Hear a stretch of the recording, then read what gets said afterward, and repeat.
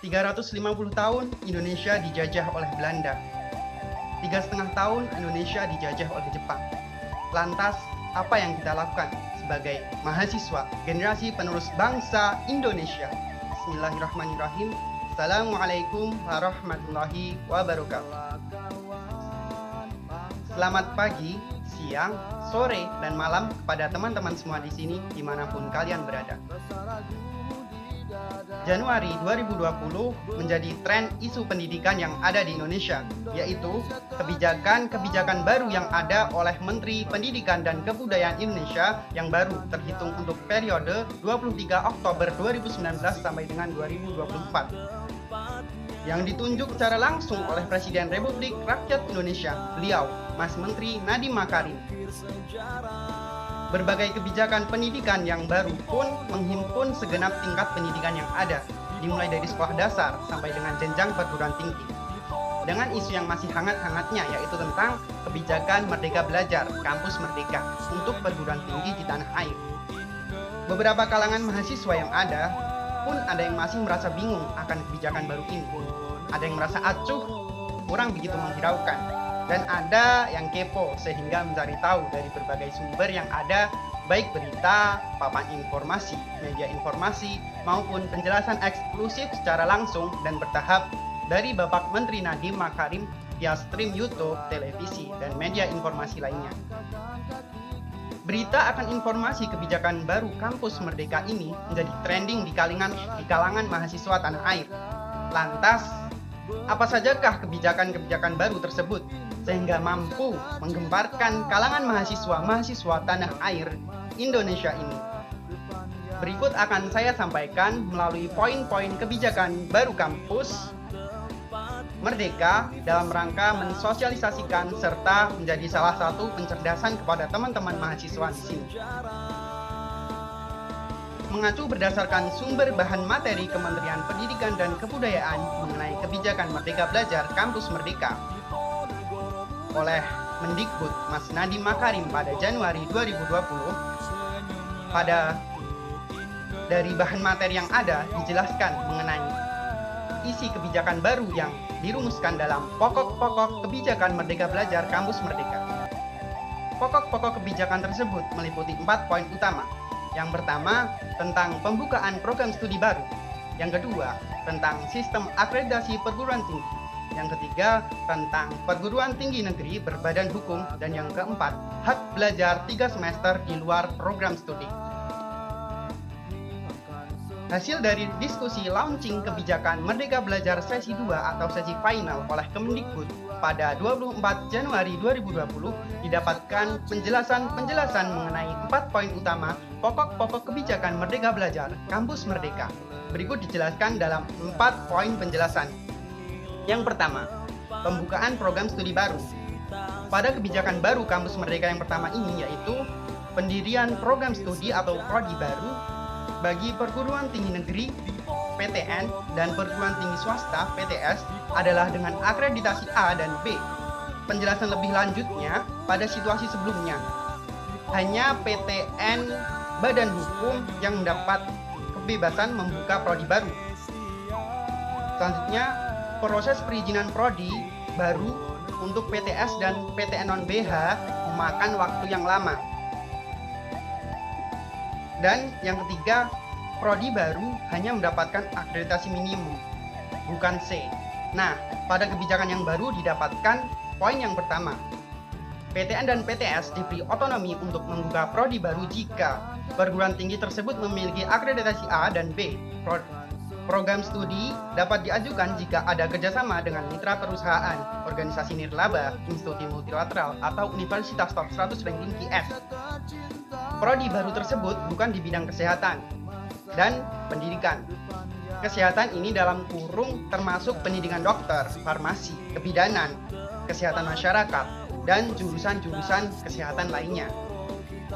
Poin yang kedua, kerjasama dengan organisasi mencakup penyusunan kurikulum, praktik kerja, dan penempatan kerja. Kementerian akan bekerjasama dengan PT dan mitra prodi untuk melakukan pengawasan. Dan poin yang ketiga, prodi baru tersebut otomatis akan mendapatkan akreditasi C. prodi baru yang tengah diajukan oleh PT berakreditasi A dan B akan otomatis mendapatkan akreditasi C dari BAN PT. Dan yang terakhir, yang keempat adalah tracer study wajib dilakukan setiap tahun. Berikut adalah contoh dan rekomendasi mitra yang dapat bekerjasama dengan perguruan tinggi dalam pendirian program studi baru. Nah, poin yang kedua yaitu tentang sistem akreditasi perguruan tinggi. Pada kebijakan baru Kampus Merdeka yang kedua ini, yaitu reakreditasi bersifat otomatis untuk seluruh peringkat dan bersifat sukarela bagi perguruan tinggi dan program studi yang sudah siap naik peringkat akreditasi. Penjelasan lebih lanjutnya pada situasi sebelumnya, yang pertama, semua perguruan tinggi dan prodi wajib melakukan proses akreditasi setiap 5 tahun.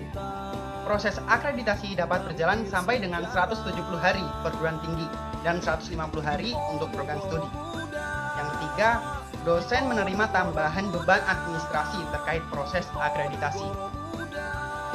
Nah, pada kebijakan yang baru didapatkan, yang pertama, akreditasi yang sudah ditetapkan oleh BAN PT tetap berlaku selama 5 tahun dan akan diperbaharui secara otomatis. Perguruan tinggi yang terakreditasi B atau C dapat mengajukan kenaikan akreditasi kapanpun secara sukarela. Yang kedua, peninjauan kembali akreditasi akan dilakukan BAN PT jika ada indikasi penurunan mutu, misalnya adanya pengaduan masyarakat disertai dengan bukti yang konkret. Jumlah pendaftar dan lulusan dari PT atau prodi tersebut menurun secara drastis 5 tahun berturut-turut. Yang ketiga, akreditasi A akan diberikan bagi prodi yang berhasil mendapatkan akreditasi internasional.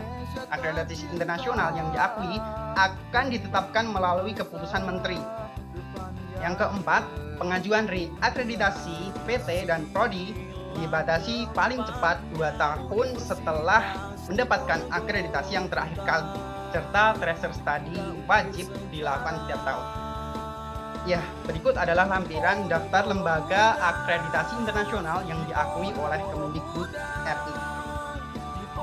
Nah, kita akan masuk ke poin yang ketiga pembahasan, yaitu tentang perguruan tinggi negeri berbadan hukum. Pada kebijakan baru Kampus Merdeka, poin yang ketiga ini yaitu kebebasan bagi perguruan tinggi negeri, Badan Layanan Umum atau BLU, dan Satuan Kerja atau Satker untuk menjadi PTNBH Badan Hukum. Penjelasan lebih lanjut, pada situasi sebelumnya, yang pertama, perguruan tinggi negeri PTN harus mendapat akreditasi A sebelum dapat menjadi PTNBH. Yang kedua, mayoritas prodi PTN harus terakreditasi A sebelum menjadi PTNBH. Dan yang ketiga, PTN BLU dan Satker kurang memiliki fleksibilitas finansial dan kurikulum dibandingkan PTNBH. Nah, pada kebijakan yang baru didapatkan, poin pertama, persyaratan untuk menjadi badan hukum dipermudah bagi PTN BLU dan Satker. Yang kedua, PTN BLU dan Satker dapat mengajukan perguruan tingginya untuk menjadi badan hukum tanpa akreditasi minimum. Yang ketiga, PTN dapat mengajukan permohonan menjadi badan hukum kapanpun apabila merasa sudah siap. Nah, seperti itu. Kita akan masuk ke poin pembahasan yang keempat, yaitu hak belajar 3 semester di luar program studi. Pada kebijakan baru Kampus Merdeka, poin yang keempat atau terakhir ini yaitu hak mengambil mata kuliah di luar prodi dan perubahan definisi satuan kredit semester atau SKS.